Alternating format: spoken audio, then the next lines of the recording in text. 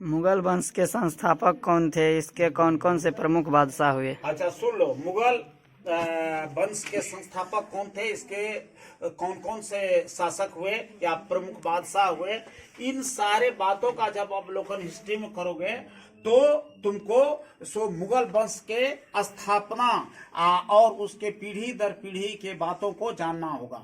वैसे तो मुगल वंश का सबसे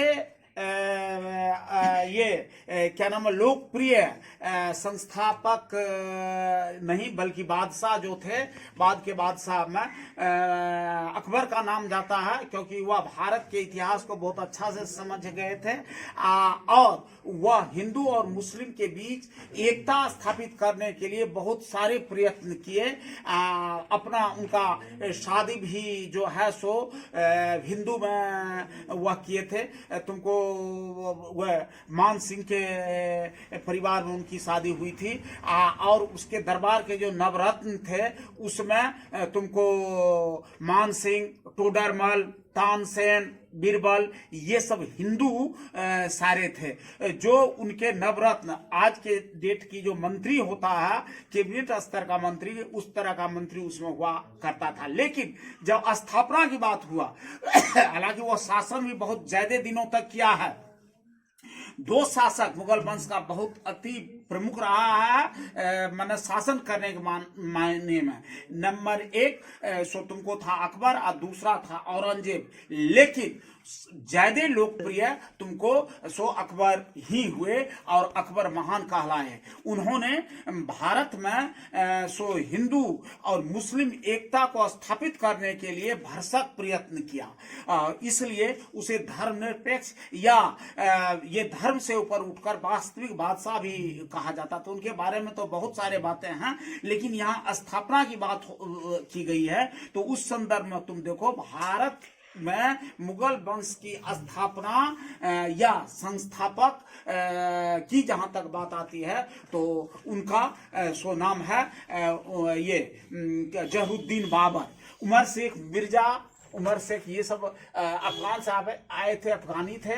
ये उमर शेख मिर्जा के पुत्र थे।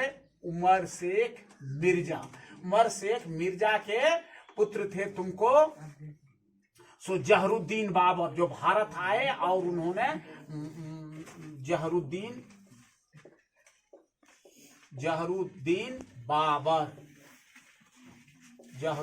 बाबर यह आपको भारत आकर के मुगल वंश की स्थापना वास्तव में जहरूद्दीन बाबर ने ही किया था, क्योंकि यह बहुत ही बड़ा महत्वाकांक्षी थे, तत्पर थे और हमेशा तत्परता के साथ और जिद्द के साथ लड़ाई करते थे जहरूद्दीन बाबर। और जहरूद्दीन बाबर के पुत्र हुए हुमायूं।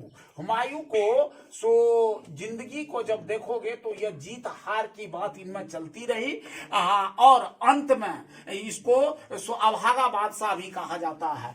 यह हारे जीते हारे यह दौर चलता रहा, भाग दौड़ में ही इनकी जिंदगी गुजरी। इनके पुत्र जो हुआ है बाबर, ये क्या नाम है, अकबर मात्र 12 वर्ष की अवस्था में ही भारत के गद्दी को उन्होंने संभाला था और मुगल वंश के यह जो है सबसे सफल शासक हुए।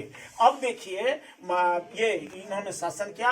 इनकी शादी थी तुमको ये क्या नाम है, हिंदू लड़की में। और तुम जोधाबाई का नाम जानोगे और मान सिंह के बारे में मैंने तुमको कहा है, उनके परिवार में उनकी शादी हुई थी और उनसे जो पुत्र, वैसे तो और भी इनको रानियां थी, लेकिन उनसे पुत्र हुआ था पैदा सलीम, जो बाद में शाहजहां का ये कहलाए, ये सलीम पैदा हुआ। तो वह आपको सलीम जो था, जो आपको जहांगीर के नाम से विख्यात हुए। तो अकबर के बाद जहांगीर और जहांगीर के बाद आपको शाहजहां ही आपको वहां का आगरा का ताजमहल बनाए हुआ है अपनी पत्नी के यादगारी में, मुमताज बेगम के यादगारी में शाहजहां। इसके बाद इसका पुत्र हुआ औरंगजेब।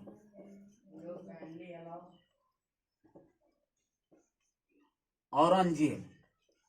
और फिर इनका पुत्र अहमद शाह।